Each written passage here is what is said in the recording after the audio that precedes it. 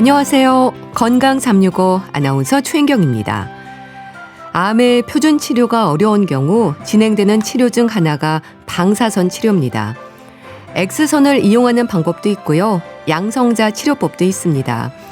X선을 이용한 방사선 치료와 비교할 때 양성자 빔의 치료는 어떤 차이가 있는 걸까요? X선 치료로 발생할 수 있는 여러 부작용의 위험을 줄일 수 있다고 하는데요. 오늘은 특히 간암의 양성자 치료에 대해 알아봅니다. 그리고 느닷없이 정신을 잃을 수 있는 미주신경성 실신에 대해서도 살펴보겠습니다.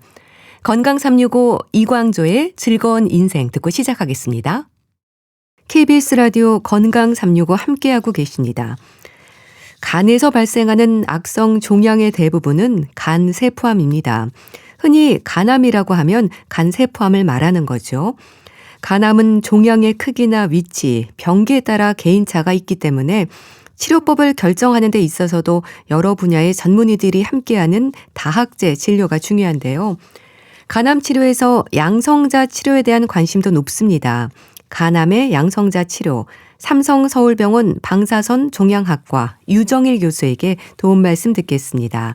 교수님 안녕하세요. 안녕하세요. 네, 반갑습니다. 간암의 양성자 치료에 대한 관심이 높습니다. 우선 양성자 치료에 대한 이해가 필요하지 않을까 싶은데요. 양성자 치료라는 게 양성자 빔을 이용해서 암을 치료하는 거죠? 네, 맞습니다. 양성자 치료는 수소 원자의 핵인 양성자를 아주 빠른 속도로 가속해서 만들어진 양성자 빔을 환자의 몸에 쬐어서 암세포를 정밀하게 파괴하는 입자선 치료의 일종입니다.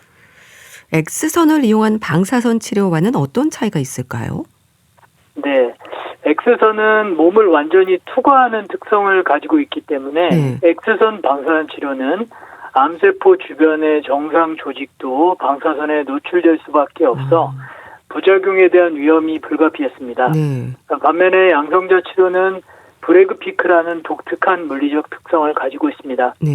이것은 매우 빠르게 가속된 양성자 빔이 우리 몸 안으로 들어가게 되면 아주 미세한 반응과 함께 서서히 속도가 늦어지다가 저희가 미리 계획한 종양 위치에 도달하게 되면은 폭발적으로 반응이 일어나서 에너지를 전달하게 되고 그리고 소멸하는 특성입니다. 이 때문에 암세포 뒤쪽에 있는 정상 조직은 방사선 노출이 전혀 없어서 아주 정밀하고 안전한 치료가 가능하게 됩니다. 정상 조직에 미치는 영향을 최소화할 수 있다는 장점이 있는 거네요. 양성자 빔이 종양 부위로만 에너지를 발산한다고 이해하면 될까요? 네, 그렇습니다. 정확하게 이해하셨고요. 종양의 위치에서 에너지를 폭발시키기 때문에 주변 정상 장기에 대한 부작용 가능성을 줄일 수 있는 치료 방법입니다. 특히 간을 보존하는 것이 치료의 핵심인 간암 환자들에게 있어서 매우 선호될 수 있는 치료 방법입니다. 정확도도 궁금한데요. 우리가 흔히 조사한다는 표현을 하잖아요. 얼마나 정확하게 양성자 빔을 쏠 수 있나요? 네, 저희가 밀리미터 단위로 극도로 정밀하게 조준할 수 있는 시스템을 가지고 있고요. 쉽게 예를 들어 설명하면은 저희의 목표는 환자 몸속의 종양에 딱 맞는 그런 에너지 덩어리를 만들어서 집어넣어야 하는 게 저희 목표인데 이 라인 스캐닝 방법을 통해서 3D 프린터처럼 에너지를 쌓아 나가서 종양 모양을 정확하게 만들어낸다고 보시면 됩니다. 또한 이런 정밀한 치료 방법은 숨 쉴 때마다 움직이는 간의 특성을 고려하는 것이 필수적이며 이 치료 전 4차원 CT 그리고 실시간 호흡을 정확히 맞추는 호흡 동조 기술을 그동안 잘 정립해 와서 정확한 조준 조사가 이루어지고 있습니다. 치료를 받는 환자는 고통 없이 치료를 받을 수 있는 건가요? 네, 방사선 치료는 양성자 치료를 포함해서 환자분이 느낄 수 있는 그런 느낌은 특히 통증은 전혀 없습니다. 환자분들은 그냥 치료대에 정확히 누워만 계시면 되고요. 방사선 빔이 몸에 닿을 때 아무런 느낌도 나지 않아서 편안하게 치료받으실 수 있습니다. 기존의 X선 치료처럼 양성자 치료도 진행 횟수가 있을 텐데요. 간암의 경우는 어떨까요? 네, 그렇습니다. 보통 환자분의 종양 및 간 상태에 따라서 혹은 호흡 조절을 얼마나 잘 하시느냐에 따라서 일부 차이가 있을 수 있겠는데 저희는 보통 1에서 2주에 걸쳐서 하루에 한 번씩 약 5회에서 10회 정도의 양성자 치료를 진행하고 있습니다. 네. 준비와 정밀 자세 교정을 포함해도 매회 한 30분 정도 이내로 끝나기 때문에 통원 치료가 가능하고 일상생활 하시는 데도 전혀 무리가 없습니다. 이 방사선 치료의 하나인 X선 치료를 받을 때 생길 수 있는 부작용들이 이제 주변 정상 조직을 손상시킬 수 있다라고 말씀 주셨는데요. 양성자 치료의 부작용 위험은 어떨까요? 네, 안타깝지만 양성자 치료라고 해도 부작용에 대한 위험이 전혀 없는 것은 아닙니다. 간암의 방사선 치료 부작용으로 생길 수 있는 간 기능 저하 혹은 주변에 위치하는 위, 십이지장, 대장 등의 궤양이라든지 염증이라든지 출혈 등의 부작용 위험이 일부 있을 수는 있습니다. 그래서 상황에 따라서 양성자 치료가 적합하지 않은 그런 경우도 있을 수 있습니다. 다만 말씀드린 대로 양성자 치료의 특성으로 기존 X선 치료 대비 상대적으로 위험도가 낮은 것은 사실입니다. 그럼 기존의 X선 치료로 인한 심한 부작용의 위험이 있는 경우에도 양성자 치료가 사용되나요? 네, 부작용 위험으로 기존 X선 치료의 대상이 되지 못하는 일부 환자의 경우에 특히 정상 주변 간에 비해서 종양이 너무 크다든지 혹은 위, 장 등 주요 장기와 가까이 붙어있는 그런 종양의 사례에서 양성자 치료가 좋은 대안이 될 수 있습니다. 다만 말씀드린 바와 같이 양성자 치료로도 부작용 위험을 피할 수 없는 일부 경우들도 있습니다. 이런 경우에는 다학제적 진료를 통해 더 나은 최적의 치료 방법을 찾으려 저희가 노력하고 있습니다. 간암에 대해서 얘기하고 있지만 이 양성자 치료도 X선 치료가 가능한 모든 암에 적용될 수 있는 거죠? 네, 맞습니다. 이론적으로는 X선 치료가 가능한 대부분의 고형암에 적용이 가능합니다.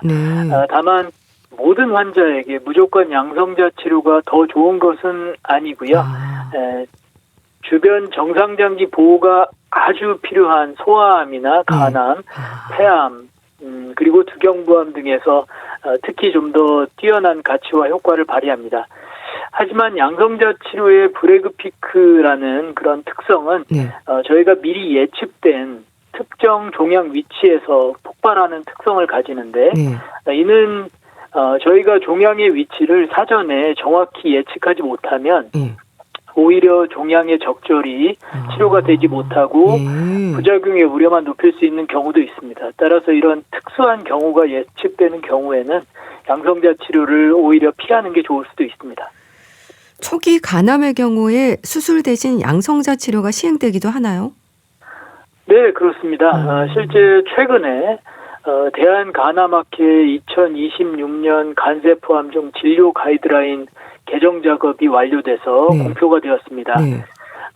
여기에서 특히 주요한 변화라고 할 수 있는 것이 초기 간암의 경우에 기존 표준 치료인 수술 혹은 고주파 소작술이 가장 선호되는 치료 방법으로 여전히 권고되었지만 다양한 이유로 인해서 수술이나 고주파 소작술이 적용되기 어려운 이런 초기 간암의 경우에 양성자 치료가 좋은 대안으로 권고되었습니다. 그래서 나이가 아주 많으시다든지 기저질환이 크시다든지 혹은 종양 위치가 수술이나 고주파 소작술의 적용이 까다로운 그런 초기 간암 환자분들에 대해서는 양성자 치료가 훌륭한 대안이 될 것으로 생각합니다.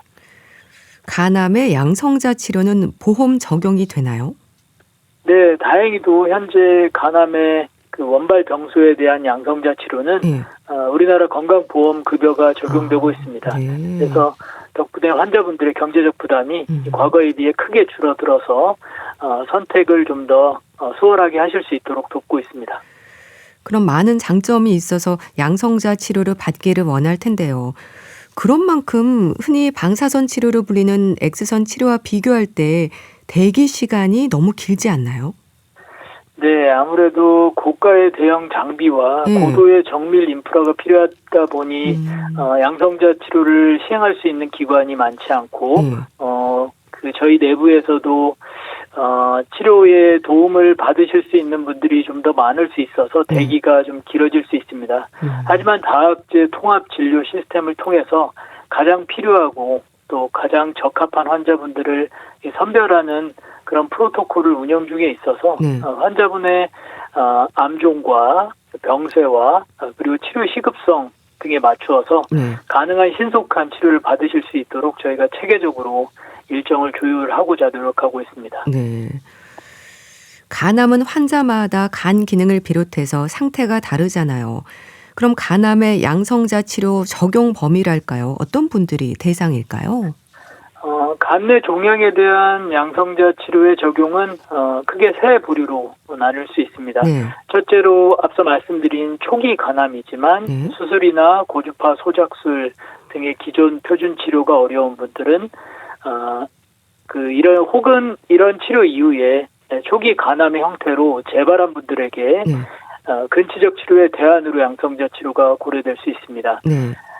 두 번째로는 다양한 그 간암의 병기에서 많이 사용되는 색전술이라는 치료 방법이 있는데 이 색전술을 반복적으로 시행했음에도 국소적인 암 조절이 잘 되지 않는 경우나 효과가 없는 분들에서 적용될 수 있고요.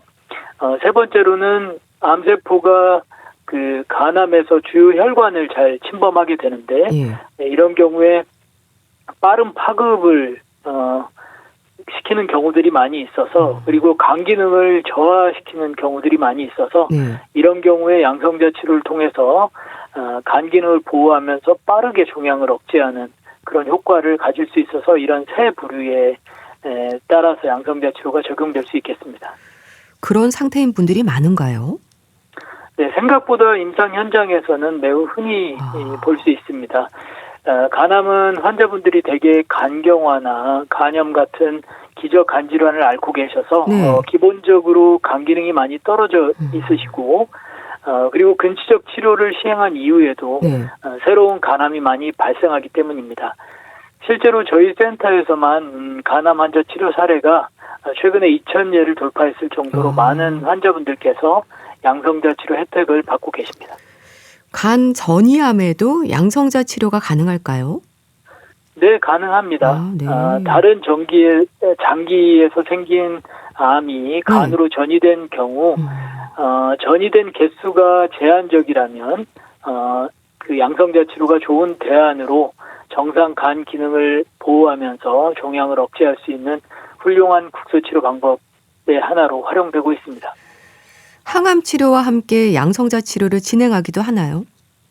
네, 최근에는 매우 활발히 병용되고 있습니다. 특히 앞서 말씀드린 대로 주요 혈관을 침범한 간암의 경우에 종양의 파급이 매우 빠르게 나타나고 간 기능 저하를 유발할 수 있으며 최근 간암의 대세로 자리 잡은 면역 항암 복합요법만으로 제어가 쉽지 않은 것이 사실인데요. 이에 더하여 양성자 치료를 유기적으로 연결하는 병합 패러다임이 현재 많은 주목을 받고 있습니다. 항암 치료를 유지할 수 있는 기간을 늘려준다는 의미로도 생각할 수 있겠네요. 네, 정확합니다.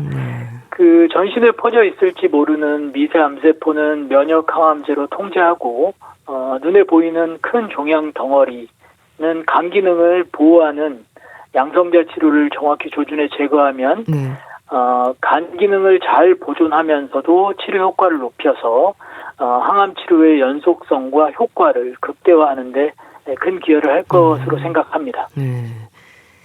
양성자 치료는 입자 치료잖아요.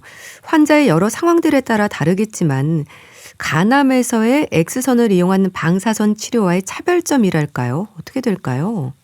네. 간암에서는 정상 간의 보존이 핵심입니다. 예를 들면 가정에서 실직 혹은 노후 대비 등의 위험 상황을 대비해서 미리 저축을 쌓아놓는 것이라고 할 수도 있을 것 같습니다. 이런 측면에서 양성자 치료의 가장 결정적인 차별점이라고 한다면 역시 종양의 강력한 제거와 함께 잔존 간 기능 보존의 조화라고 할 수 있겠습니다. X선은 주변 정상 간을 지나면서 장기적으로 간 기능을 조금씩 떨어뜨릴 수 있지만 입지하선인 양성자는 딱 필요한 종양 부위에만 전달하고 에너지가 소멸되므로 남은 간에 주는 부담이 적어서 남은 여생에 있어서 간 기능을 잘 보존할 수 있는 그런 방법이 되겠습니다. 정상 간의 보호가 핵심이라고 하셨는데요. 그러니까 간 기능이 떨어지는 걸 막아주는 역할로도 이해하면 될까요? 네, 정확하십니다. 간암 치료는 암을 없애는 것도 중요하지만 치료 후 남아있는 간이 그 독성을 잘 견뎌내야 환자의 장기적인 생존을 기대할 수 있습니다. 양성자 치료는 그런 측면에서 간 기능 저하와 간 독성 발생을 막아주는 방어막 역할을 해준다고 볼 수 있을 것 같습니다. 네. 자, 말씀을 들으면서 양성자 치료는 뭐가 다른가에 대한 궁금증이 높아지는데요. 관련해서 교수님이 참여한 연구가 있던데요. 간암 양성자 치료에 대한 사례를 분석하신 걸로 알고 있습니다. 어떤 내용일까요? 네, 저희 삼성서울병원 양성자 치료센터가 2015년 개원한 이후로 간암에 대한 축적된 양성자 치료 임상 성과 중에 특히 기존 표준 치료가 어려웠던 난치성 간암 환자들을 대상으로 시행했던 장기 사례들을 분석한 연구입니다.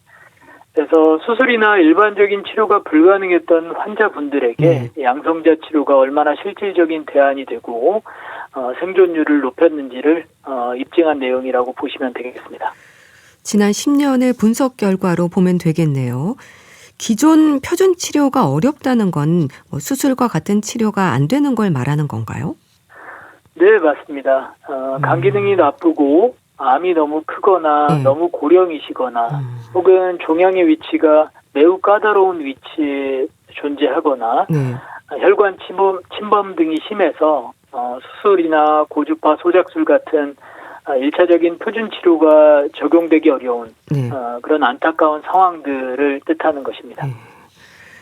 수술이 어렵거나 환자의 기저질환이라든지 간 기능, 나이와 같은 여러 이유로 이런 표준 치료가 안 되는 분들에게는 양성자 치료가 기대감을 높이는 방법이었던 거죠? 그렇습니다.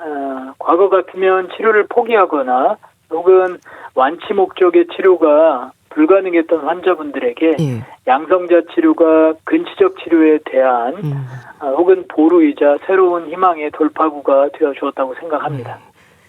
결과는 어땠을까요? 생존율에 대한 관심이 컸을 것 같은데요. 네. 간암의 치료는 사실 여러 과와의 협업을 통해서 최적의 결과를 내는 팀플레이라고 볼 수 있어서 이번 결과를 양성자 치료 하나에 집중해서 해석하는 것은 적절하지 못하는 점을 우선 말씀드려야 하겠지만 저희 치료 환자들의 경우에 치료 결과는 매우 고무적이었습니다. 언급드린 대로 기존 표준 치료인 수술이나 고주파 소작술 등 근치적 치료가 불가능했던 환자군과 주로 이런 치료 이후에 재발된 경우에 치료가 적용되었다는 그런 한계점 등에도 불구하고 심각한 부작용은 거의 관찰되지 않았고요. 생존율은 기존 표준 치료 수술이나 고주파 치료가 적용된 그런 결과와 거의 유사하거나 혹은 우월한 성적이 확인돼서 세계적으로 주목받을 만큼 좋은 결과였다고 생각합니다. 네. 오늘 간암의 양성자 치료에 대한 말씀을 들었는데요. 내가 양성자 치료 대상이 되는 건가? 환자 입장에서는 이 부분도 궁금할 텐데요. 정리를 좀 해주시죠. 네, 간암 진단을 받으셨는데 수술이 어렵다거나 색전술 효과가 없다 그런 이야기를 들으셨으면 낙담하지 마시고 방사선 치료 혹은 양성제 치료가 가능한지 방사선종양학과 전문의와 꼭 상의해 보시길 바랍니다. 간 기능이 떨어져 있거나 나이가 많으셔도 부작용 없이 안전하게 양성자 치료가 시도될 수 있는 길이 열리고 있습니다. 간암은 다합제 진료를 통해서 나에게 맞는 최적의 무기를 찾는 것이 중요하니까 희망을 잃지 않고 새로운 방안을 찾으시려고 함께 하시면 좋겠습니다. 네, 잘 들었습니다. 오늘은 간암의 양성자 치료에 대해서 알아봤는데요. 삼성서울병원 방사선 종양학과 유정일 교수와 함께했습니다. 말씀 감사합니다. 감사합니다.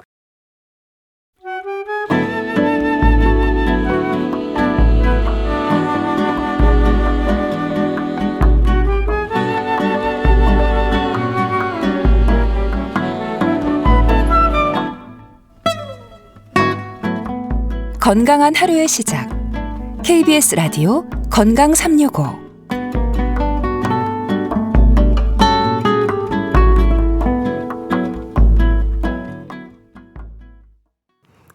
KBS 라디오 건강 365 함께하고 계십니다. 정신을 잃는 증상이 실신이죠. 실신의 가장 흔한 유형 중 하나가 미주신경성 실신입니다. 일단 이름이 어렵죠. 하지만 흔한 증상이고요. 누구나 겪을 수 있는 증상입니다. 미주신경성 실신은 어떤 상태인 걸까요? 신경과 전문의 장민욱 원장에게 도움 말씀 듣겠습니다. 원장님 안녕하세요. 네, 안녕하셨습니까? 미주신경성 실신은요. 처음 듣는 분들도 많지 않을까 싶은데요. 비교적 흔하다면서요?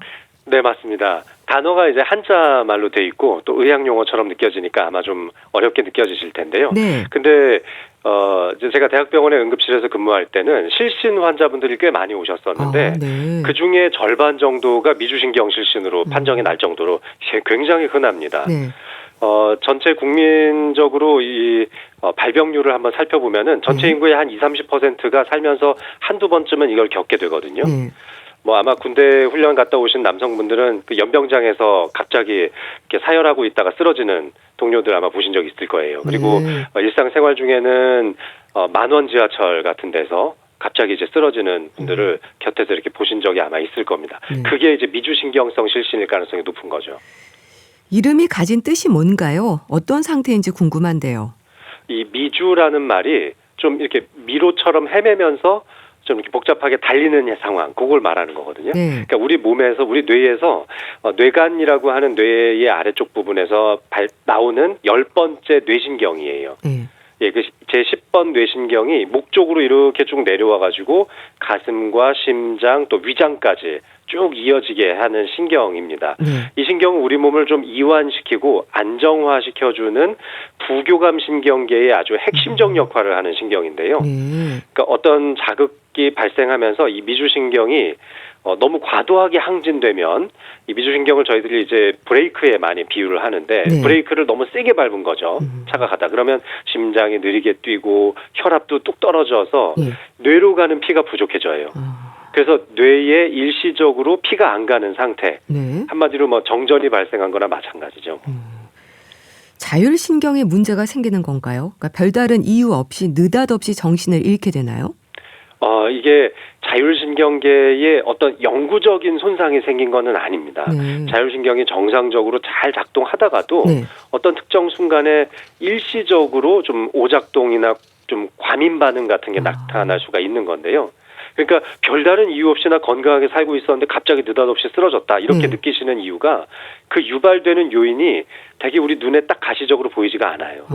그러니까 뭐 예를 들면은 극심한 피로감이라든지 아니면 수면을 제대로 못한 상태, 뭐 아침에 공복 상태가 좀 심하게 있을 때, 아니면 갑자기 너무 심한 스트레스, 정신적인 충격, 뭐 공포감 막 이런 것들이 발생했을 때 자율신경계가 뒤흔들리게 되죠. 이때 이제 미주신경이 굉장히 많이 항진이 되고 급브레이크가 걸리게 되는 겁니다. 겉으로 보기에는 아무렇지도 않다가 갑자기 퓨즈가 나가는 것처럼 그냥 완전히 쓰러지게 되는 그런 현상이 나타날 수도 있다는 겁니다. 핑그르르 도는 어지럼증을 느끼면서 쓰러지는 건가요? 뭐 주저앉기도 하고 정신을 잃기도 한다던데요. 그 시간은 좀 짧은가요? 보통 환자분들이 말씀하시는 게 눈앞이 캄캄해진다 이렇게 표현을 많이 하고요. 핑 돌면서 눈앞이 흐려지게 보인다 이렇게 표현을 많이 합니다. 그러니까 자율신경계의 부조화가 생기면서 미주신경이 항진되면서 혈압이 떨어질 때 눈이나 뇌로 가는 피가 줄어들게 되거든요. 그러니까 증상의 경우에 다리가 쫙 풀리는 힘이 쫙 느껴지기도 하고요. 그래서 가볍게 그냥 주저앉다가 끝나시는 분들도 있어요. 다리에 힘 풀리다가요. 그런데 아주 이제 드물게는 완전히 의식을 잃고 통나무 넘어지듯이 대자로 쓰러지시는 분들이 있죠. 다행히 의식을 잃고 쓰러져 있는 시간은 대부분은 1, 2분 이내로 짧습니다. 대개는 2, 30초 안에 의식을 다시 되찾게 되니까요. 그러니까 사람이 쓰러지게 되면은 일단 중력의 영향이 좀 줄어들죠. 아무래도 뇌하고 심장의 높이가 비슷하게 되니까요. 그러니까 뇌로 피가 다시 흘러 들어가게 되는 겁니다. 그래서 누워 있게 되면 자연스럽게 회복이 되고 금세 의식을 되찾고 별일 없었다는 듯이 일어날 수도 있는 겁니다. 그런데요, 자율신경계의 부조화로 맥박과 혈압이 동시에 감소하고 뇌로 가는 혈류가 줄어든다는 게 얼른 이해되진 않거든요. 네. 일시적으로 그럴 수 있다고 하셨는데요. 위험 요인들이 있는 건가요? 우리 몸의 이 방어 기전을 좀 생각해 보면 원래 우리 몸이 스트레스 받고 뭐 남들하고 좀 확 싸운다거나 아니면 빨리 그 자리를 회피하기 위해서 도망치려면 이 교감신경이 활성화되면서 혈압도 오르고 심장도 막 빨리 뜁니다. 그런데 이런 교감신경이 흥분되는 게 너무 과도해지면은 우리 몸이 스스로 야, 이러다 너 심장 터져서 죽어. 너 혈관 터져서 죽을 수 있어. 이런 위기감을 느끼게 되는 겁니다. 이러면서 급브레이크를 이제 밟게 되는 거죠. 그때가 이제 부교감신경이 미주신경이 강력하게 항진이 되는 건데요.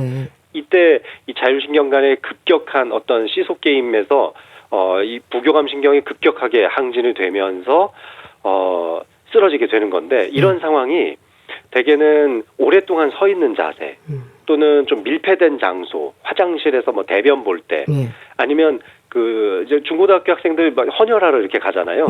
이 여고생들이 헌혈하다가 주사바늘 보고 피가 이렇게 쭉 빠져나가는 모습 보고 확 쓰러지는 경우도 많습니다. 그러니까 이런 행동들이 굉장한 우리의 미주신경을 항진시켜주는 이제 위기감을 고조시키는 상황일 수 있는 거죠.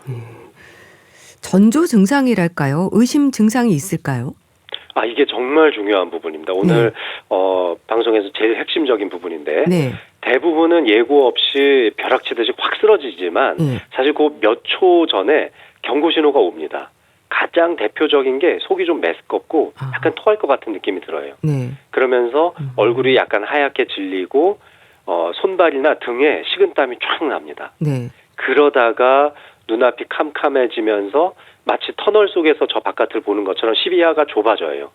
그리고 간혹 가다가 좀 귀가 좀 먹먹해져서 멀리서 소리가 들리는 것처럼 좀 그렇게 들린다고 하시는 분들도 있고요. 이런 느낌들이 순차적으로 오는데 이게 한 3, 4초 사이에 오거든요. 그러면 이런 느낌이 오면은 내가 이거 지금 미주신경이 제대로 작동이 안 되는구나. 이거 곧 쓰러질 수 있겠다. 이런 걸 본능적으로 느끼고 바로 대처를 하셔야 됩니다.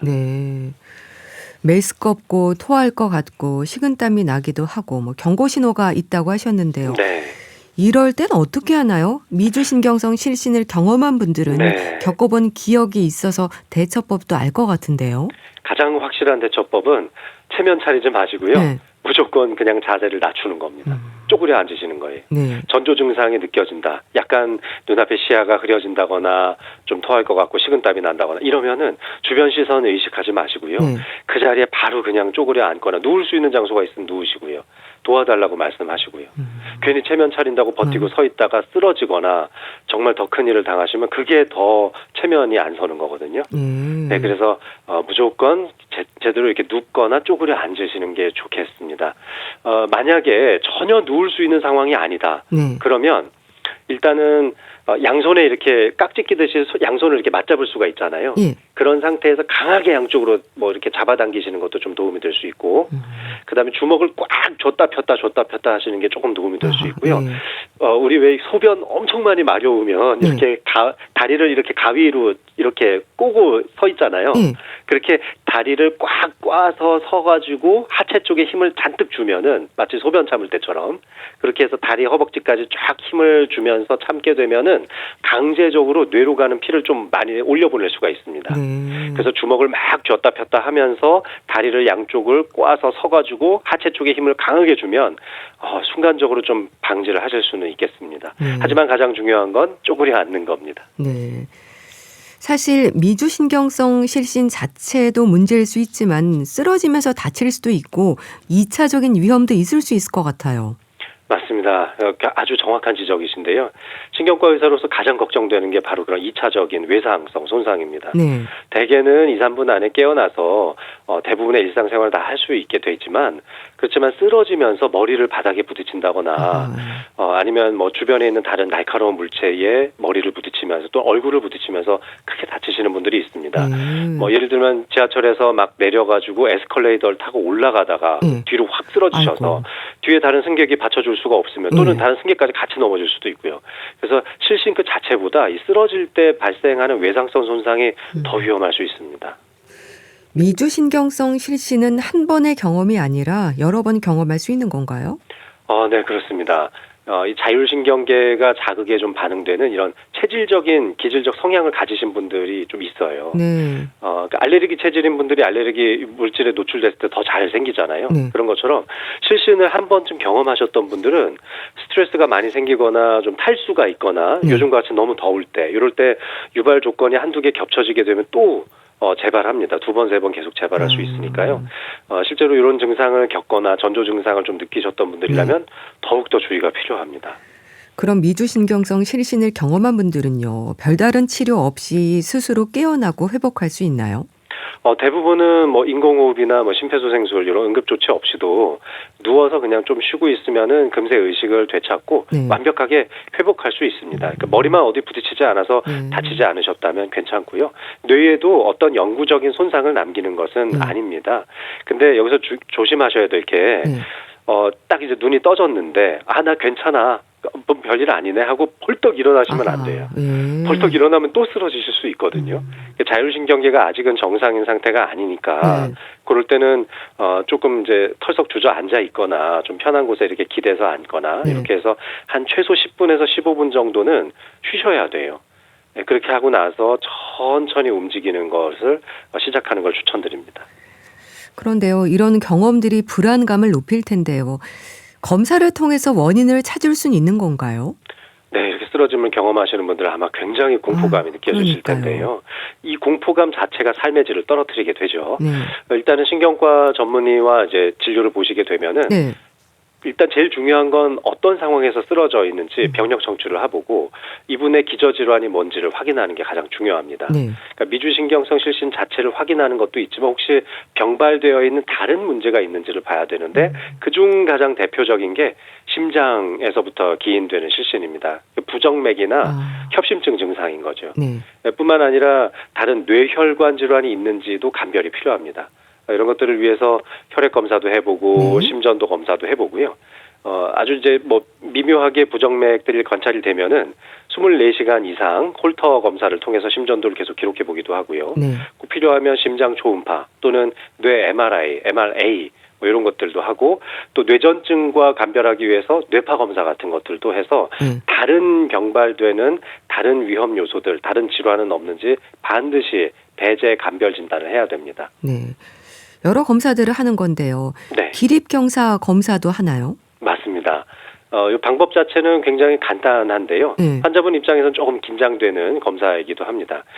특수하게 제작된 침대에 이렇게 환자분을 묶어서 눕혀 놓습니다. 그래서 편안하게 누운 상태에서 안전하게 벨트로 고정을 시켜놓고 약 70도에서 80도 정도 비스듬하게 거의 수직에 가깝게 쫙 이렇게 세우죠.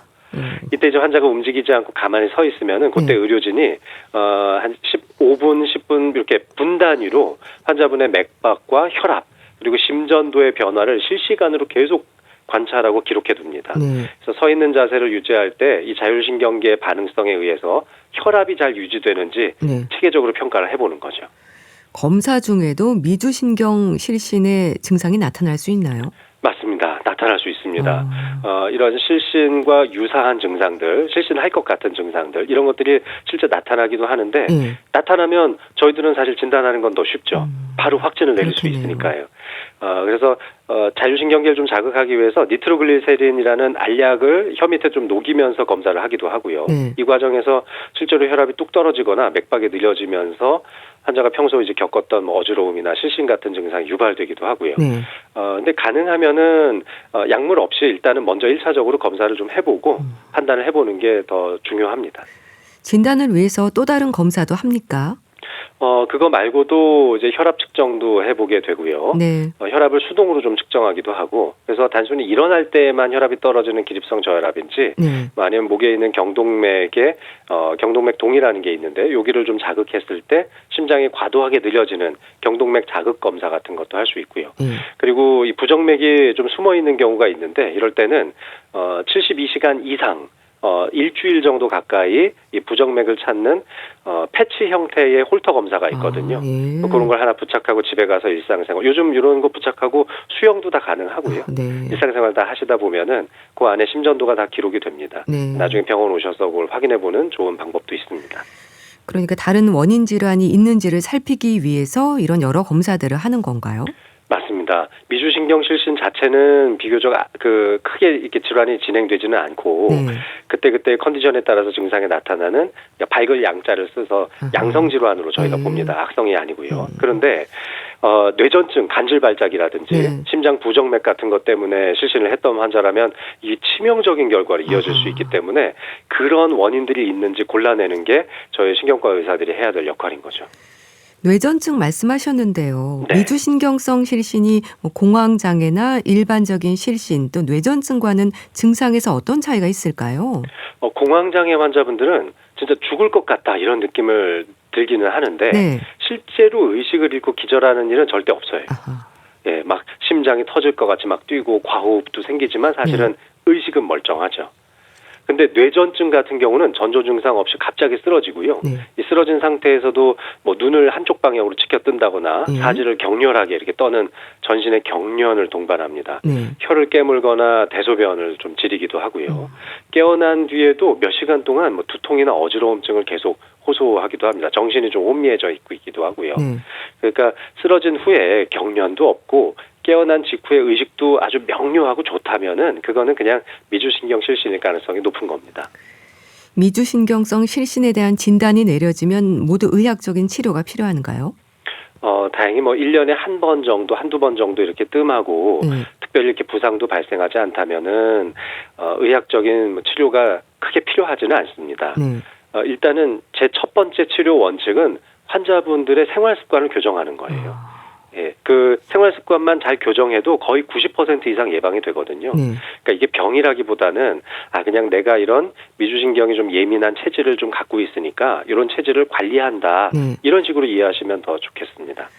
생활 습관의 교정이 중요하다고 하셨는데요. 어떤 부분들을 살펴야 할까요? 두 가지만 기억하시면 되는데요. 첫째는 수분 섭취를 많이 하시는 거고, 두 번째는 하체의 근력을 늘리는 겁니다. 근데 이제 수분 섭취를 좀 많이 할 때요.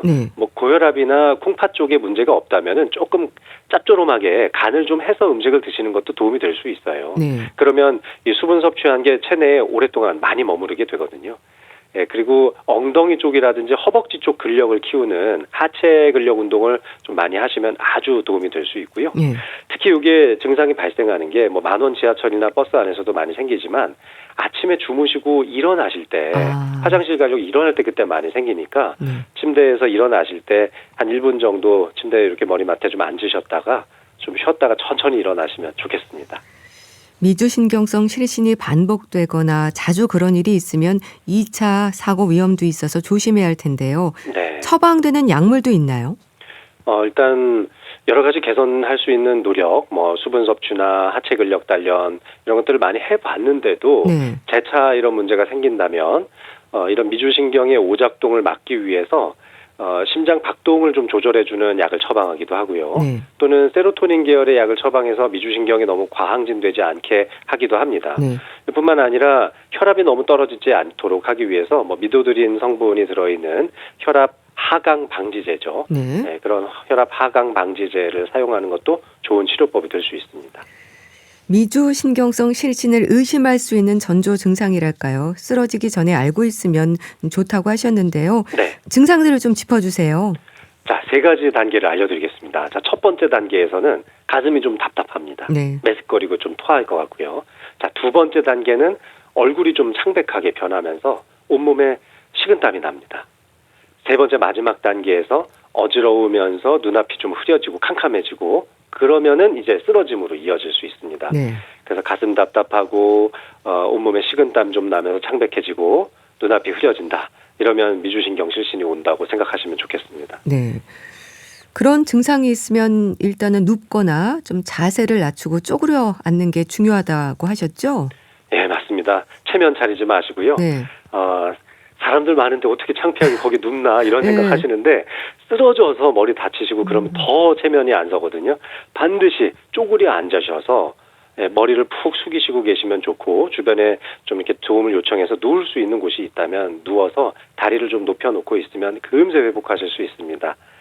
네, 1초, 그 1초, 2, 3초 요때 버텨야지 하는 순간 정말 쓰러지실 수 있으니까 네. 그 1초의 선택이 정말 위험을 초래할 수 있으니까 조심하시면 좋겠습니다. 네. 공황 장애와 비슷하면서도 다르다는 걸 기억을 하셔야 되겠는데요. 네. 미주신경성 실신의 위험이 높은 요인들도 있을까요? 평상시에 좀 스트레스를 많이 받는 성격이라든지 네. 아니면 평소에 좀 근력이 떨어져서 운동을 많이 안 하셨던 분들, 네. 그래서 하체 쪽에 좀 부종이 심하신 분들, 그리고 이 혈압약 중에 이뇨제 계통의 혈압약을 드시는 분들, 이런 분들이 아주 큰 위험에 노출되어 있는 분들입니다. 네. 평상시 혈압 재는 것도 좀 습관화하셨으면 좋겠고 평소 심신 단련을 위해서 하체 쪽 근력을 좀 많이 키워두신다면 충분히 예방하실 수 있을 겁니다. 그래서 제가 이제 해결법으로 이 바닥에 많이 쪼그려 앉는 거를 추천을 드리는데요. 네. 바닥에 쪼그려 앉게 되면은 일단 심장과 뇌의 높이가 같아집니다. 그러면서 하체라든지 복부 쪽에 쏠려 있는 혈액이 뇌 쪽으로 다시 이동을 할 수 있게 되거든요. 네. 그러면 뇌의 혈류가 같이 다시 원만하게 흐르면서 뜨거운 피가 뇌를 다시 돌리면서 뇌가 의식을 되찾을 수가 있는 겁니다. 네. 그래서 이 위장 쪽에 혈액이 많이 몰리는 순간에도 미주신경 실신이 일어나는데 네. 요즘과 같은 여름철에 우리 음식 조금만 잘못 먹어도 금세 설사를 할 수가 있잖아요. 예. 그래서 상한 수박을 하나 먹고 저도 지난주에 아주 애를 먹었었는데 그렇게 설사 몇 번 하다 보면 어르신들 같은 경우나 어린 학생들 같은 경우는 체내 수분량이 부족하기 때문에 훨씬 더 쉽게 쓰러지거든요. 네. 그래서 배탈이 좀 났다 싶으면은 반드시 지사제 좀 잘 드시면서 위장 건강 좀 잘 챙기시고 유산균 같은 거 좀 먹으면서 설사 좀 그만하게 이렇게 빨리 관리하시는 게 미주신경을 예방하는 좋은 방법이 되겠습니다. 네, 알겠습니다. 오늘은 미주신경성 실신에 대한 말씀을 들었는데요. 신경과 전문의 장민욱 원장과 함께했습니다. 감사합니다. 네, 고맙습니다. 비지스의 How Deep Is Your Love 보내드리면서 인사드릴게요. 오늘 방송은 KBS 콩 유튜브 채널로도 다시 들으실 수 있습니다. 건강365 아나운서 최인경이었습니다. 고맙습니다.